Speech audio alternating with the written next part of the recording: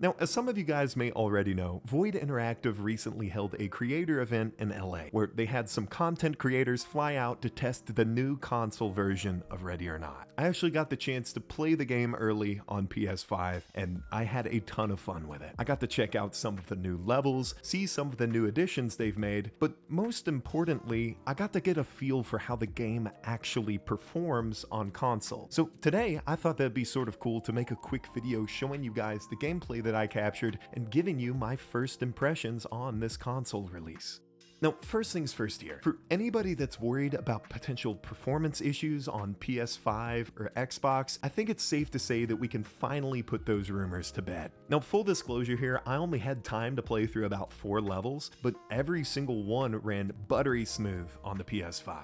I didn't experience any frame drops or stutters, and honestly, it felt like it ran just as good as it does on my PC, which is saying a lot. Even the multiplayer with 4 other players running around, the game held up great, and none of this came at the expense of the graphics. I mean, you guys can be the judge of that here, the gameplay's on screen, but to me, everything still looks pretty incredible. I feel like that speaks a lot to how much the game's been optimized for this release. Now, a couple of you guys did raise some questions regarding the SWAT AI, and just from my experience, it seemed pretty similar to what it already is. I didn't really notice any overwhelming changes to it. Now, I did feel that the SWAT maintained their cover a little bit better and that they were getting shot less, which is a good sign, but we won't really be able to tell if the AI's improved until we can get multiple runs in on a single level. And when I was participating in this, I had a very limited window to check everything out, and I was more worried about seeing the new levels than the AI's behavior. So as of right now, I don't really have a concrete answer for you guys.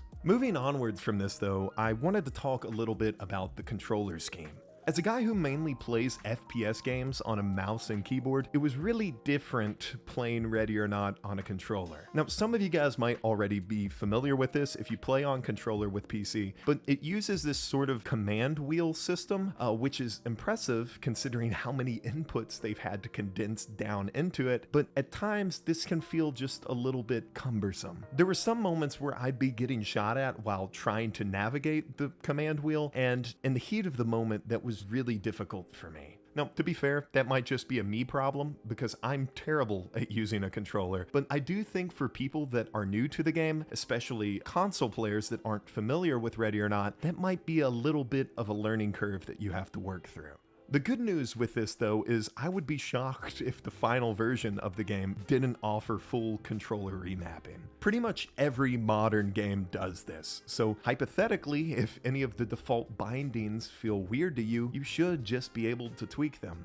Another cool thing to mention here though is the difficulty settings. You're actually able to adjust the difficulty prior to loading up a mission, and believe me, it makes a massive difference. On the new hard difficulty, you really have to have your shit together before you make a move. I'm someone who's inching their way towards 1,000 hours in this game, and even I got my ass kicked by it. And personally, I think this is really awesome, right? I'm happy that Void is finally letting us tailor the game to how we want to play it. Sometimes I just want a casual session of this game, and now I'll finally be able to get that. Now, before we get into this next section, I just wanted to give a quick shout out to Shane from Shane Please Shut Up, because after we played, he actually pointed out to me that some of the OG maps have had a couple of changes made to them. He pointed out that in the Spider, there's a new radio playing in the background that has some added lore and world building. Now, this is huge news because it gives the impression that in addition to these new levels, Void's also updating some of the older missions too. Now, obviously, we can't expect all of the maps to get these massive overhauls, but it is cool seeing that Void is going in and sprinkling in new details here and there for us to discover. As a guy that makes all of this lore content for Ready or Not, I love seeing more lore. I'm never gonna complain about that. But now, let's discuss what you're all probably here for: the new levels. I got to play both Hunger Strike and Stolen Valor, and while I didn't fully finish both missions, I feel like I played enough to get a good sense of them. But let's start with Hunger Strike. Hunger Strike takes place in this dingy, rundown Mexican restaurant that's been completely taken over by suspects. Now, I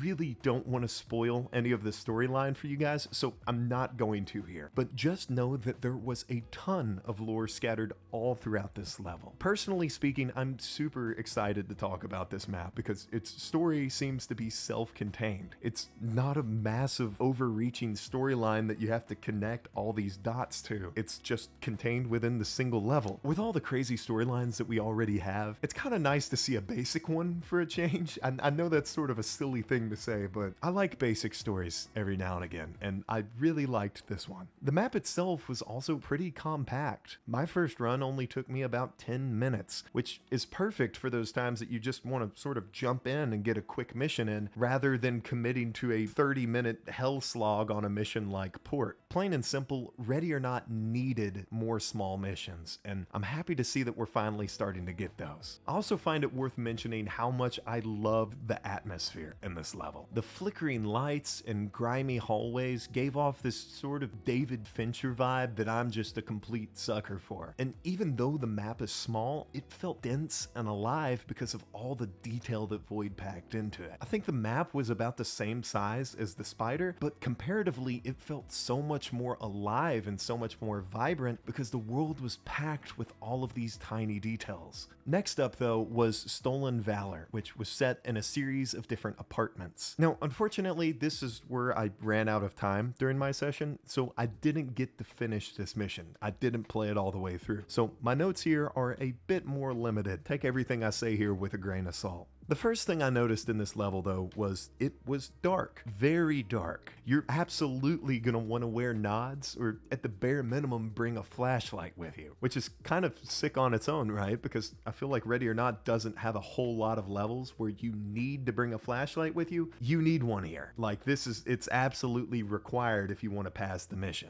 Now this map felt quite a bit bigger than Hunger Strike. It wasn't anything that you'd really see in the early game. If anything, I would say that it's a mid to late game mission. And just like Hunger Strike, you can tell that the devs put a ton of love into the details here. I'm really just excited to be able to explore these maps without a time constraint because I want to go in and pick out all these details, but during my session I had a timer and I wasn't able to do all of that. Now, as for the new weapons, because I know a couple of you guys will be curious about them, unfortunately I didn't get a chance to try them out personally. But from what I heard from everyone at the event, they're really solid. The one that people seemed especially hyped over was the pepperball pistol, which I'm really glad to hear because that's probably the one that we needed the most. For the longest time, Ready or Not has needed a proper, less lethal secondary, and it seems like we're finally going to get that. The pepperball pistol is going to make S-Ranks so much more enjoyable and so much easier, and I'm here for it. So to wrap all of this up in a nice, pretty little bow, if you're a console player and you've been on the fence about getting Ready or Not, I'd absolutely recommend it. It plays smooth, it looks great, the multiplayer is solid, and with all of this new content on the way, it's the perfect time to get into this game. And as a longtime member of this community, it's so cool seeing all of these new players rush in. This influx of new people is only going to help the game grow. It's only going to get better from here, and I think there's a lot of good stuff coming on the horizon, and I'm just so excited to see what the future holds. But with all of that being said, as always, thank you guys so much for watching today's video. You know I love you. I'm out.